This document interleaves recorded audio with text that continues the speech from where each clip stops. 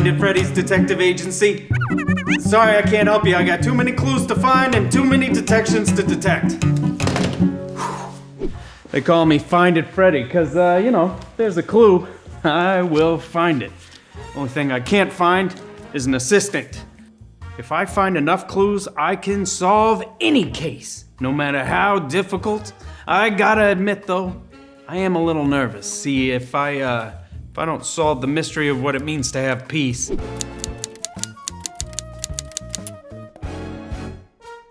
It'll be my first ever unsolved case. And, my parents are watching this, so I'll be fine. I'll be fine. Let me talk you through the facts of the story. It starts about 700 years before Jesus was born. God's people, the Israelites, had wandered away from God's ways. They were doing a lot of sinning, see? They were also afraid they were gonna get attacked and destroyed by other countries. Living life afraid and without God is like being in the darkness. And I don't know about you, but I am afraid of the dark. Just kidding. That's a clue, because God is the light. And since God never gives up on his people, he sent Isaiah with an amazing promise. You might remember that Isaiah was a prophet, right? Which means he shared God's messages with the people. That's what prophets do. And this message was from God that one day his people wouldn't be stuck in spiritual darkness anymore. That means no more being controlled by sin.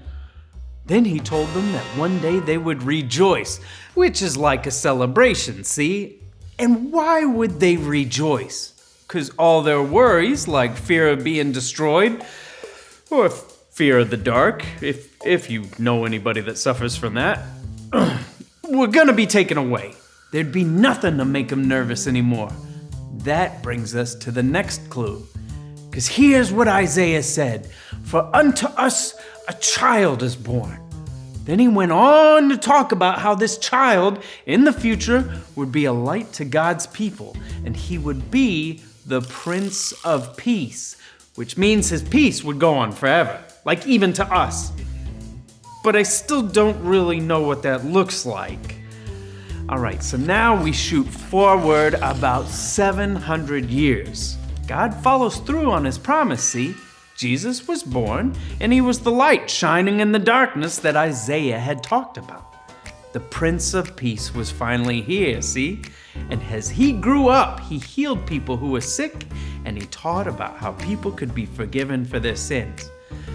But there were some evil rulers in charge, like this king named Herod, and some people thought that Jesus should fight him and overthrow him to show how powerful he was. But he didn't fight the king. But listen to this.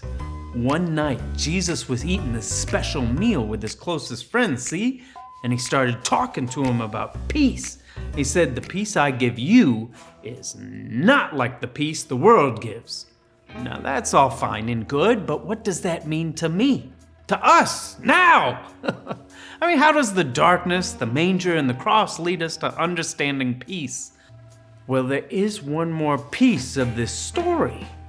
The day after Jesus ate with his friends, he faced death.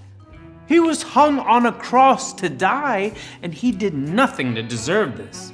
Instead of fighting the evil rulers, he gave up his own life because he knew this was God's plan. Wait, he had peace because he knew it was God's plan. This is the same peace he told his friends about. This is the peace Isaiah was talking about. So this must be the same peace you and I can have today. The world says we should fight each other for our own way, and that's how you get peace. Like how the people wanted Jesus to fight the king. But God says we can have peace, and not be nervous or weighed down by our worries, if we trust that he's in control.